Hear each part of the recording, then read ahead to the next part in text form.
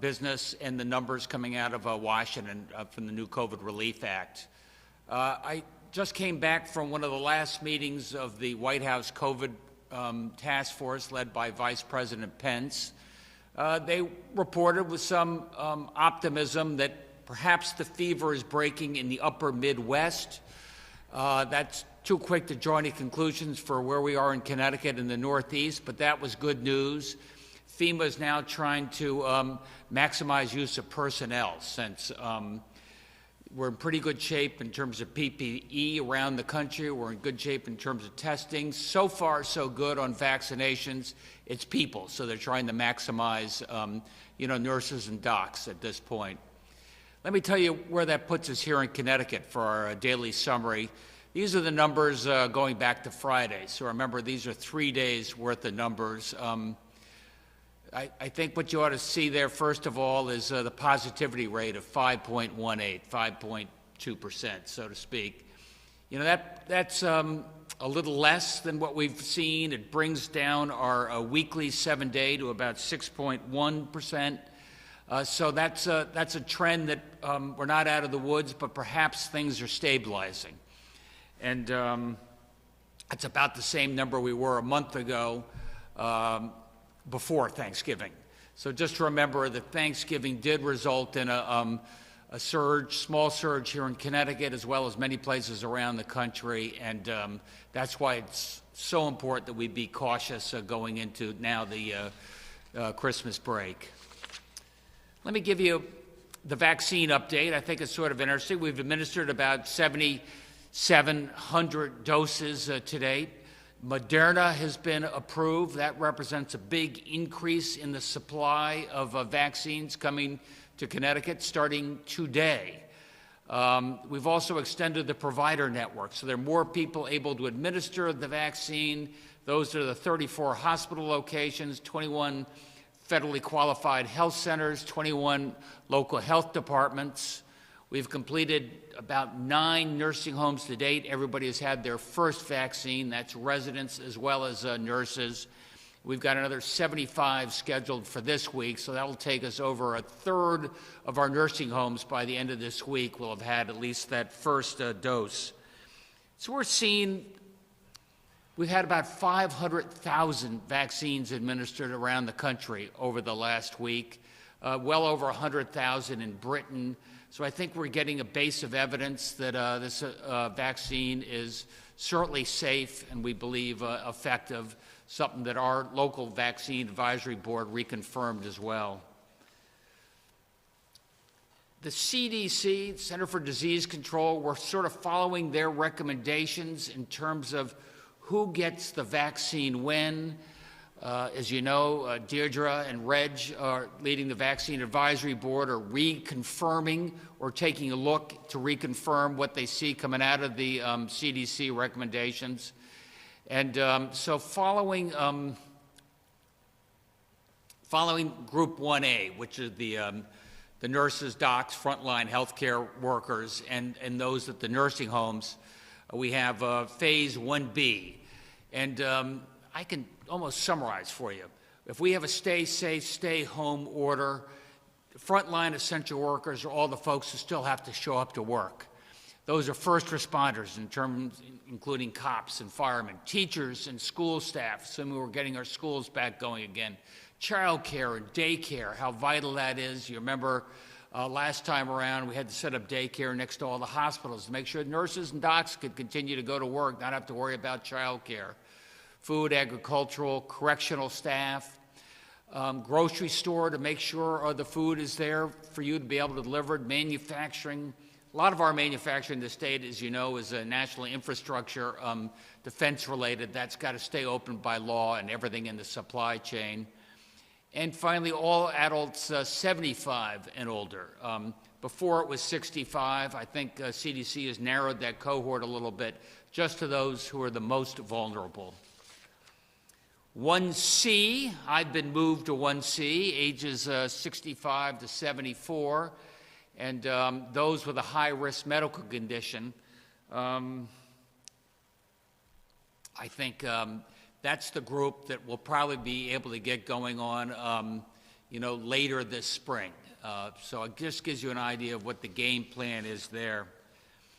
All right, so we've been talking about the federal relief program that Congress has been going back and forth, and the Senate had a hard time figuring out where they wanted to be on this. And I'm very confident, and I wouldn't have said this for the last 6 months, it'll be voted on in the next, 12, 24 hours. And it makes an enormous difference for our planning and what we can count on going forward. You can see, first of all, that the biggest piece in that pie chart is 325. That's 300, values are in billions. So of the total 900 billion, a little over a third of it is related to the PPP small business loans. We get about 1% of that. Let's see how the allocation comes out. We'll know in the next few days. It's a long bill, by the way. It's about 5,600 pages. I think they get paid by the page. So we're going through that, make sure that we have a very good idea of exactly what we can expect, what you can expect. The small business, though, is going to take, perhaps a month before it really comes to use. So we'll be able to tell you what we can do as a bridge for you in the meantime. The direct payments, you see that's $166 billion. That's $600 per person in your family. Those are direct payments that could start being sent out by the end of next week. So that's a lot faster work as well. Unemployment insurance, that's the next piece of the pie chart there in yellow, $120 billion. 1.2 or so would be our allocated share. That is going to be retroactive, I think, to December 26th, just in the next couple of days, and goes out until March 4th, I think it is. So that's going to take probably a few weeks for us to get our guidance from the federal government in terms of unemployment, and then for us to ramp up to get those unemployment checks out to you.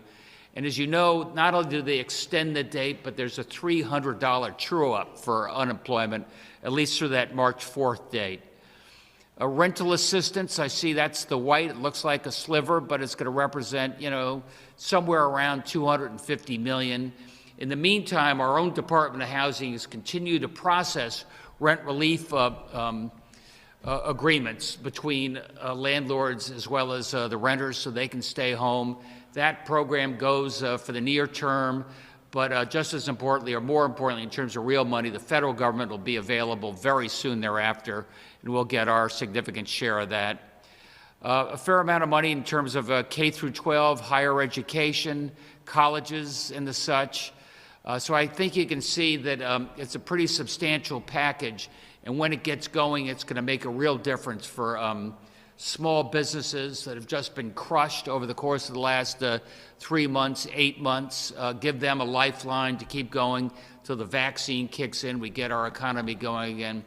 What that means for our schools and K through 12, and the support that will represent for our local governments as well. I think we can get into that a little bit more detail if you want. But what we wanted to do next on the next chart is give you an idea of our new help for small business. And this is where David Lamont is going to step up again. This is a bridge to the PPP loans for our small business. And same way we did this back 7 or 8 months ago before the PPP, we came in with those loans to help you keep the lights on, help you keep utilities and mortgage. And PPP also helps you keep people employed. We had originally thought it was going to be a $25 million program. We think now we've got the certainty coming from the federal government. We know what the relief is going to be in those different categories. We believe we can up this to $35 million. David will explain.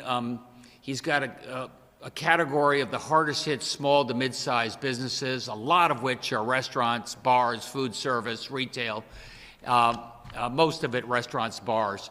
And what we're going to do is be able to track that based upon payroll and gross receipts, who's got hit the hardest. It's not going to be an application process. We're going to get those checks out to you as grants. And there'll be a lot more detail on that over the course of the next 4 or 5 days. Grant size, based upon the size company you are, will be somewhere between $10,000 and, say, $30,000 for the larger companies. The smallest companies already did the $50 million, and that was $5,000 grants to 10,000 companies. These are the larger, the mid-sized companies. Close to 2,000 businesses will get that support as a bridge to the PPP, which starts up hopefully by the end of January. Lastly, jumping around here a little bit, I appreciate, I think you've probably seen a lot of press, 60 Minutes and such about, there was a rush. There was a bum's rush for PPE back for the masks and gowns when we were desperately short in March, April, May. We're not in that position today. We've got a stockpile, our hospitals have a stockpile, and lo and behold, the federal government has a stockpile. But that was not true then. And you can see some of these headlines that there were a lot of shady characters out there, all of whom had a friend of a friend in Ukraine who could get you PPE if you just paid me up front right now in a krona. And the good news for Connecticut is, well, we bought probably $200+ million in PPE. So far, we're very certain that we were not ripped off on any of those purchases, that we were able to do them carefully, not always with traditional vendors, but vendors we vetted very carefully. When it came to China and get that large contribution and purchase of PPE, then just in the nick of time, we did that with very trusted friends, including some business leaders who you know about that helped us get that done. So I'm really proud of what our team was able to do there. And I'm also proud of the fact, and I mentioned this to the Vice President, if we didn't get it right for PPE back in the spring, I think they're getting it right for vaccines now. It's not a bunch of states competing with each other and going with a tin cup to China. The federal government has purchased this. They did it in advance with McKesson and UPS and Federal Express. The vaccine is being delivered on a timely basis, and knock on wood, so far so good. With that, let me take some questions. Josh and Paul and David can give you a lot more detail in terms of the small business programs we're rolling out as we speak. Max? News 8. So for the small business loans, we've already had one round of this 7-8 months ago. Have businesses started paying back on these, and we'll just add on top of that, or how is this just adding debt on top of debt, or do they have to be paid back? Could you hear that question, David? Yeah, certainly. So it's a great question. So remember, the Paycheck Protection Program was actually a loan that was fully forgivable. So effectively, it was a grant if you met the criteria, which we believe most of the almost $7 billion that came into Connecticut across 60,000 businesses will do. So it's not debt for those institutions, and they are able, if they were severely impacted by COVID, meaning their 2020 was really worse than their 2019, and they know they are past the initial PPP loan, businesses can get a second PPP loan. And again, we would expect that to be viewed as a grant and for businesses to comply. So it should not be additional indebtedness for the companies that take it on. So that means we shouldn't use the word loan to pay it back. This is more of a grant. Because I remember talking about these were loans that had to be paid back, not the PPP, but the Connecticut business loans. Oh, so sorry. The Connecticut business loan. No, what the $35 million program that the governor announced is going to be a grant program similar to the $50 million small business grant that we announced back in October. But the Connecticut bridge loan that we did back in April, no, we are not doing another one of those. We're just focused on grants right now, as is the federal government. Hey, David, let me ask you, I'm a small business. I got PPP last time. What do I do this time? Or I didn't get it last time. What can I do better this time? Yeah, so our recommendation, and again, almost 60,000 businesses got PPP loans last time. So if you had a good experience, go back to your bank, go back to your online lender, and start talking to them about getting your application in process or ready to get in process for when it opens up in early January. If you didn't get it last time, and we'll send a reminder out, but we'd encourage you to talk to your local bank or your lender, or you can do it with an online lender, but starting to get the application in order and the information you're going to need. We think that's going to be critical critical because we want to make sure that when the window opens up in January, Connecticut businesses are there again at the front of the line. And as the governor mentioned, we expect, based on the overall allocation, we think Connecticut should have $3 to $3.5 billion, hopefully more, of the total $300 billion in PPP.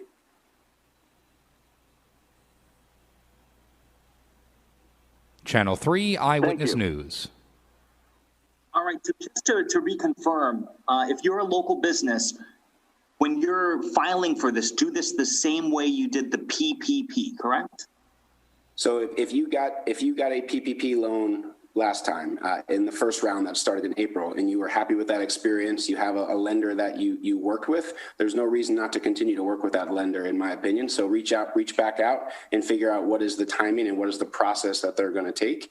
That would be our first recommendation. If you want to go to a new lender, you certainly can do that. And there's plenty of banks and online lenders that are going to be processing these PPP loans.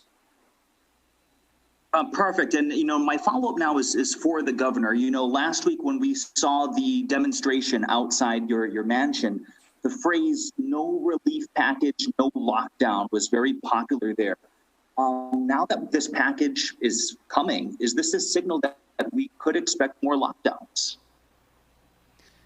No, I don't draw that conclusion at all. In fact, probably just the opposite. I think you've seen that over the last week and over the last couple of weeks now, our hospitalizations have stabilized. In fact, our infection rate is down a little bit compared to the last week. So I don't see any reason for anybody to jump to conclusions there has to be a lockdown. I'm urging people to stay cautious, that's for sure, but we don't anticipate any of these lockdowns. Perfect. Sounds good. And my final one goes to the vaccine. Now that we have the industries and the people in phase 1B, what's the timeline for them to get it?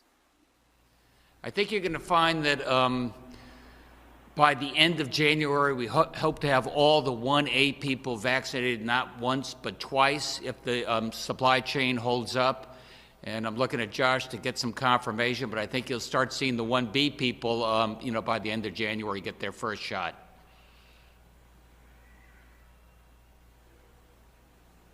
Fox 61. Hi, Governor. That was one part of the question, but following up on Matt's last question, how will those that fall under phase 1B, it's very broad category in terms of postal workers, grocery workers, police officers, teachers, how will they be administered the vaccine? Will they have to show proof of employment? How will it work? You want that, Josh?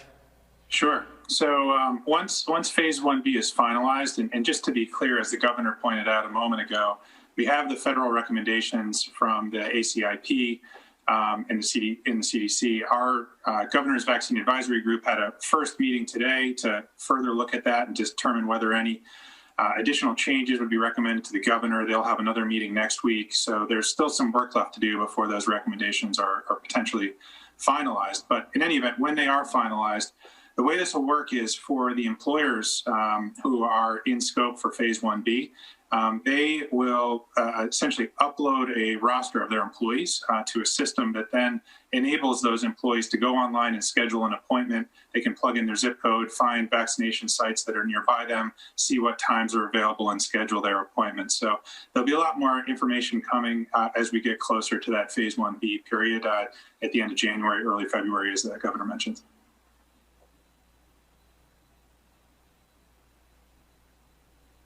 News 12 Connecticut. Hi, everybody. So the congressional package also includes extra money for unemployment payments, the ones that ran out this summer.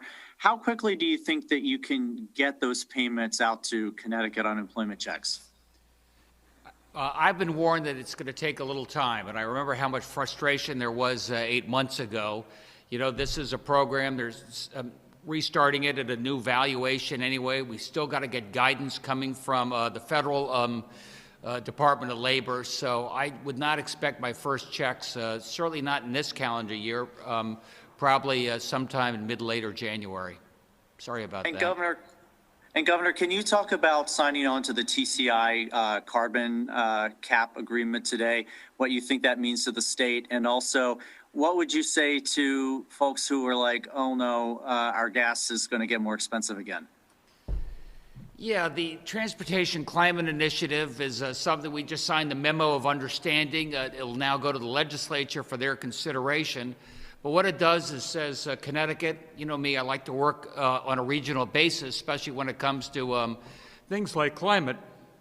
Rhode Island, Massachusetts, Washington, D.C., and some others are thinking about a cap and invest program that would greatly reduce carbon emissions from the transportation sector, which is probably the biggest source of pollution, and also potentially raise some revenues for our beleaguered transportation fund.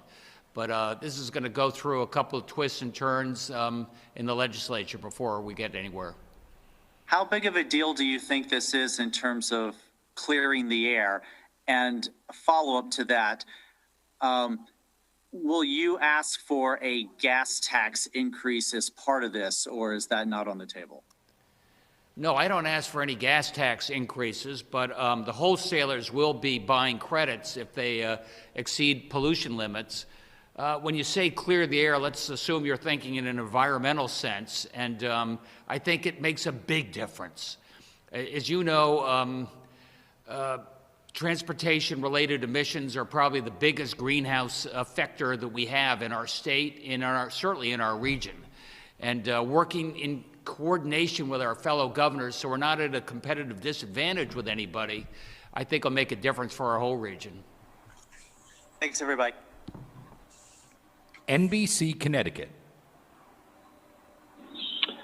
Hi, Governor. Matt Austin with NBC Connecticut. I was just wondering, have things been cleared up with the federal government about how many doses of the vaccine will be coming here? I know there was a little confusion among many states, and has the federal government, including today, cleared things up? I'll start, and then, yep, there was a bureaucratic snafu between Operation Warp Speed and Pfizer. That's all been cleared up. They assured us today that the supply chain is strong and we'll get everything we've expected between now and January. And I thought I heard you say that you would be waiting for Phase 1C. We've seen, obviously, many state and local national leaders go ahead and get the vaccine. Are you saying that you are now going to wait for 1C? As I've said before, I haven't quite figured that out. I've got a lot of people that say, Governor, step up, lead by example, show people that you're ready to get vaccinated, show people that it's safe and effective. I have others saying, look, given a guy in your category, you maybe shouldn't be in this very first tier. So I'm just going to wait and see on this a little bit. I can tell you that CDC and Redfield and the team today were urging the governors to get vaccinated, but I'm just going to wait a little bit longer. And finally, I know it was a busy weekend for air travel. What's your message to people, again, coming to Connecticut and those just gathering potentially over the next several weeks for holiday parties? We love you. Stay home. Okay. Thank you, Governor. WTIC 1080 News. Hi, Governor. Can you expand a little bit on the lower rate of positive tests, 5.2 now? Is this an indication that people are taking guidelines more seriously than a lot of the country where there's a big spike? I think there is some truth to that. You saw, some, states out in the far west where they have fairly strict restrictions also saw a big spike up, especially in and around Thanksgiving. And we can track mobility with people driving around, flying in and out. I didn't mean to be flip on that other question. I think there's a lot less of that here in Connecticut. Look, slow down. We spiked up as well after Thanksgiving for a couple weeks, and you still see some of that reflected in our fatality numbers. So no victory laps here, and it's a reminder how important it is for the next 2 weeks to really stay close to home. But yes, it does make a big difference. A little more on the doses being sent our way. I know General Perna took personal responsibility over the weekend for miscommunication. Have you seen any of that, and was that explanation acceptable to all of you? What'd you think of that explanation, Josh? Yeah, no, it was appreciated. It was nice to see federal official in the Trump administration, take responsibility. But look, this is a brand new process. We're all standing up at incredibly fast rates. So every time we've had to do that throughout this pandemic, inevitably there's bumps, there's things that don't go exactly the way you want them to. There's some miscommunication. That's to be expected to some degree. But we think we understand well now what's coming. We're making the appropriate plans to get people in Connecticut vaccinated as quickly as we can.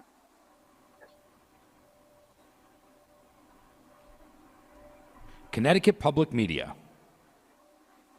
Good afternoon. You mentioned that 1/3 of the nursing homes are currently or should be vaccinated by end of the week. Is that what you saw, what you projected at the beginning? Are we right on track with the amount of vaccines being given out? Yes, we are. That keeps us on track to get that first dose out to all of our nursing homes. By about the first or second week of January, they'll move immediately on to assisted living facilities and other long-term care facilities with the plan to get through that population by the end of January, as was the original plan. And last question, Governor Cuomo calling on the federal government to do something to stop people from the UK flying in, or at least make sure they get a test because of this new strain of the coronavirus. Will you be joining on him calling the federal government to ban travel from the UK to the US or put some stricter measures in? I think I will, maybe subject to the testing, which you said, and I see that going on all over Europe. People are worried about the new strain that's in Britain. It's much more infectious, although hopefully it seems that the vaccine works against that as successfully as it works against the more traditional strain. But yeah, it's just one more reason that people have really got to stay close to home this holiday season.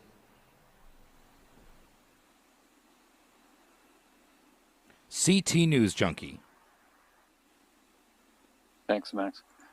Governor, how might the TCI appear in your proposals? It will be part of the budget, or it will be a separate bill? Let me get back to you on that. We've priced it out. We're going to present that to the transportation committees. We're going to say that we're making this as an option for you in association with our fellow states. Paul, do you want to step in on that? Yeah, Governor. Right now, as you all know, we are in the process of preparing for the 2021 legislative session. What we will be doing is evaluating, based upon the agreement or proposals of agreements that we are doing with fellow states, how best that will fit into our transportation funding budget.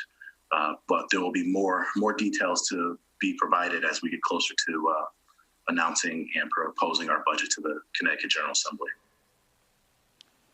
Okay, thanks. And I was also wondering... Hugh, I can just tell you, it doesn't help in terms of this current budget. It's not going to even kick in until 2023. The good news is for the near term, you saw we're getting some transportation funding under the congressional action. So I think we'll be able to power through for the next 12 months. Yeah, does the congressional action kind of enable you to better plan now for the budget you're going to propose? Were certain elements of your budget sort of on hold, waiting to see how that all shook out? Yeah, it's kind of helpful. I mean, you remember, this is, what is this, December 20th and December 31, which is, less than 2 weeks away, they had said you have to spend all the CARES Act money you had. With 10 days to go, they say, never mind, you've got another year to do it. People need certainty. They need to be able to make some plans. And thankfully, at this late hour, we're able to make some plans. You'll see that reflected in our budget. Absolutely. Okay, I had one other question on the, it seems like this where people fall in the phases kind of shifted a little with this 1C phase. You mentioned that correctional staff would be in phase 1B. Where would the inmates fall at this point? Do you have that, Josh? Yeah, as I mentioned, our vaccine advisory group, has not completed their work yet. So that's, one of the many difficult decisions that they'll have to weigh as we assess, the prioritization. So, I know the governor wants to give them the time to do their work. It's why he wanted to have a very, diverse and broad-based vaccine advisory group to weigh local opinions for the federal recommendations. And we all look forward to seeing the recommendations once they're completed. Okay, so just so I'm clear, we don't know yet when the it remains to be seen. They have not completed their recommendations yet. They had a first meeting today. They're going to meet again next week, and they may require more meetings than that even to get to end of job. Previously, it did seem like they were part of 1B, right? Well, that was when 1B and 1C were all combined into one large group. So yesterday, the ACIP basically split those out to try to further prioritize recognizing the huge number of huge percentage of the population that's included in both of those categories. Okay. Thanks, everybody. The Associated Press. Hi, happy holidays, everyone. In the business grants, is this going to be a first come, first serve thing? Are there going to be priorities based on need? And how are you going to vet people to make sure that none of this money goes to people who don't deserve it? David? Sure. Thank you for the question. It is not going to be first come, first serve. So DECD is currently working with the Department of Revenue Services to analyze data. We have industry data in terms of NAICS code. We have wages data. We have gross receipts data, both for 2019 and 2020. So we're looking at a combination of things to understand which businesses were hard hit year over year in terms of sales declines, trying to get a sense of the size of business through wages where possible. And then importantly, we're looking at sales tax as well as room occupancy tax for hotels to make sure that they're currently open and that they are paying those taxes and filing those returns. We obviously want to make sure that these are viable businesses that are going to continue in the state, and that's how we're achieving that last end. Thank you. And Governor, when going back to this 1C thing, people with pre-existing conditions have now been bumped, past postal workers and people like that. Is that something that is being considered by the advisory committee to move back? Do you know what groups are considering being shuffled around? And what month do you expect people who have serious health conditions to be able to go to their doctor and get a shot? Yeah, I can tell you that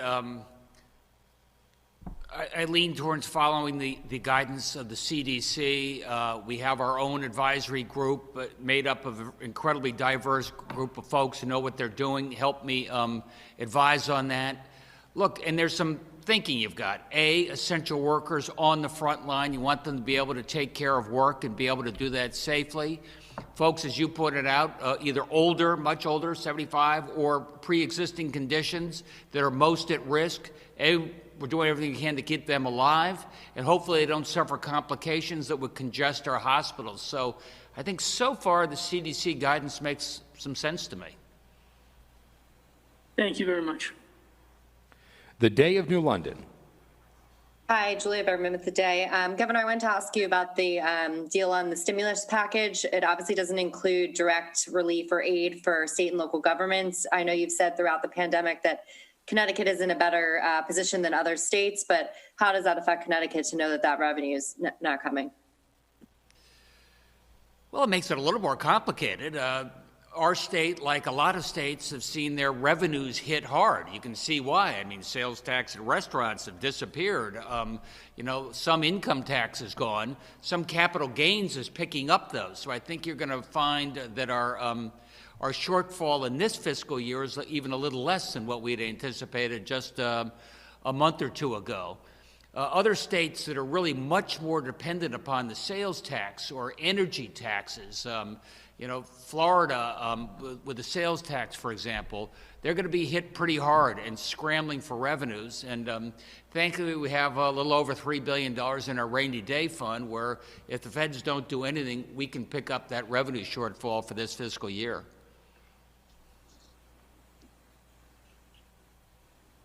The Waterbury Republican American.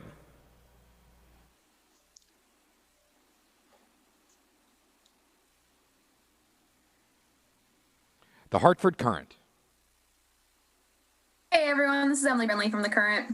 Governor, I wanted to start with a question about Christmas coming up. I know that you mentioned a few times during the press conference so far that you'd like people to stay home for the holidays, but do you expect to see a spike in cases after the holidays, and is that something that the state is preparing for? Yes, I'm afraid it is, Emily. Look, we all have friends, some long-lost family members who are, in other parts of the country or coming back and forth. That does tend to stir things up. My strong recommendation is, especially for older folks, stay close to home, Zoom with grandma and grandpa, and enjoy a really nice holiday in a few months after they've been vaccinated. But look, we're ready. As you know, we've got the field hospital set up at the convention center. We've got some personnel in standby as needed going forward. I think we're ready for what could happen, but let's make sure it's a mild spike.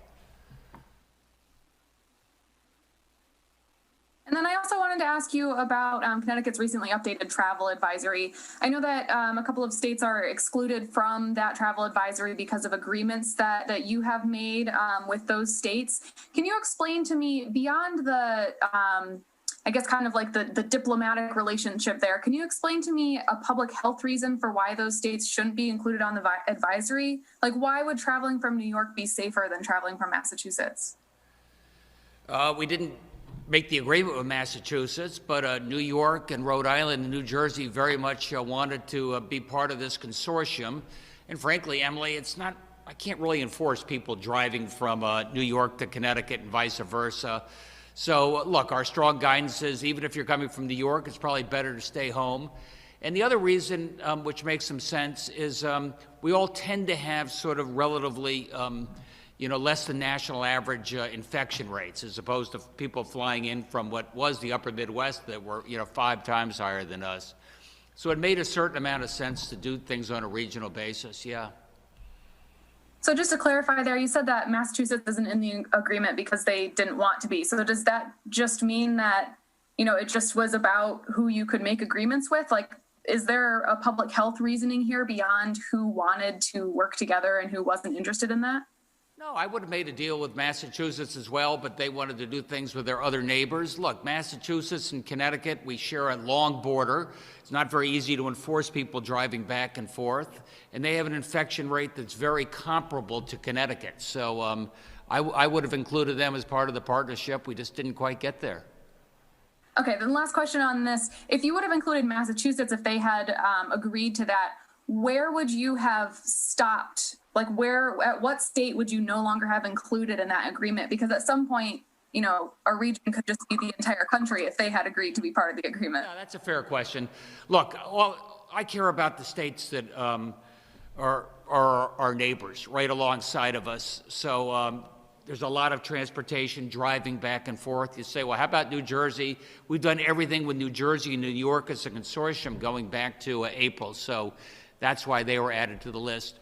New Jersey has their own agreement with New York and Pennsylvania, for example. So you can see how the states are thinking about this. Thank you. Hearst, Connecticut Media. Hey, Governor, this is Peter. Has Connecticut identified any cases of the mutated strain that was reported in the UK? And are you going to be recommending any additional protections in response?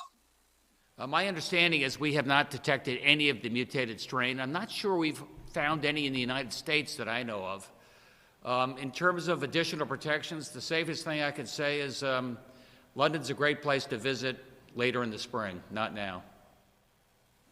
Thanks. And then how much do you anticipate the gas tax would increase per gallon under the regional transportation agreement? Well, think about it a little bit differently. There's a cap on the amount of carbon, and that's how we make a big difference in terms of transportation-related particulates that get into the air and create a lot of the environmental damage. And people would pay a premium in order to buy more of those credits. That's at the wholesale level. So let's say that'd be 5 cents a gallon if they wanted to pass that along. But in many cases, they say, I want to stay competitive. I'm gonna eat this a little bit and not pass that along. And the good news is that we keep our rates, assuming the legislature wants to go along with this, they'll always be less than New York, and they won't change at all vis-a-vis Rhode Island and Massachusetts because we're all part of the same partnership. Thanks. I had one other question. How many more hospitals or healthcare centers are going to be able to give out doses of the vaccine now with the Moderna's vaccine being allowed to store it at a higher temperature? You have that, Josh. Yeah, so starting this week, there's 21 federally qualified health centers, an additional 21 local health departments, and another 5 of the smaller hospitals that have all been onboarded and will be receiving Moderna vaccine and starting administrations this week. Thank you all. The Connecticut Mirror. Governor, the decision by the advisory group to remove inmates from 1B, do you see that as having a public health rationale, or is that a political decision that perhaps is a nod to some people's their objections on a moral basis or some other basis? I mean, yeah, that was the CDC who shared that guidance, and I hope to God the CDC is doing everything based upon public health. Whose call ultimately will it be in Connecticut? Obviously, you're going to rely on the vaccine group, but in the final analysis, is that going to be your call? It's my call, but let me tell you, I'm not going to contradict Deirdre and Reg and the advisory group, and listen carefully to what they have to recommend. And this may be a question for David. What's your understanding regarding this stimulus package about gig workers, the PUA program? Is there money for that in this, to your understanding? Yeah, Paz, I am, in terms of the unemployment benefits, I'm not sure if they will continue to be eligible. I thought so, but we'll need to confirm that. Josh might know more than I on this. Josh, anything on that? Yeah, we're still going through the 5,600-page bill, as the governor mentioned. It's our understanding at this point in time that will be continued. Okay, that it will be. All right. And the 5,600 pages, that is the combined pandemic and the continuing spending, correct? Correct. Correct. All right. Thank you. For a detailed analysis of that entire 5,600 page, I would go to CT Mirror for Mark Pazniokis' analysis. I just want to say 4 days or something till Christmas. Per usual, I have not yet done my shopping. My kids always accuse me of going at the very last moment and getting stuff from the bin where they can't give it away and it's at a deep discount, and they're usually right. This is a great time for you to go to your local stores, and it's not going to be delivered by Amazon on time any longer. And if you have any good ideas for my family, please send them to my Twitter account or my Facebook account. I need some great ideas. And thankfully, Santa's been vaccinated by Dr. Fauci, so he'll be making deliveries as well. Take care, everybody.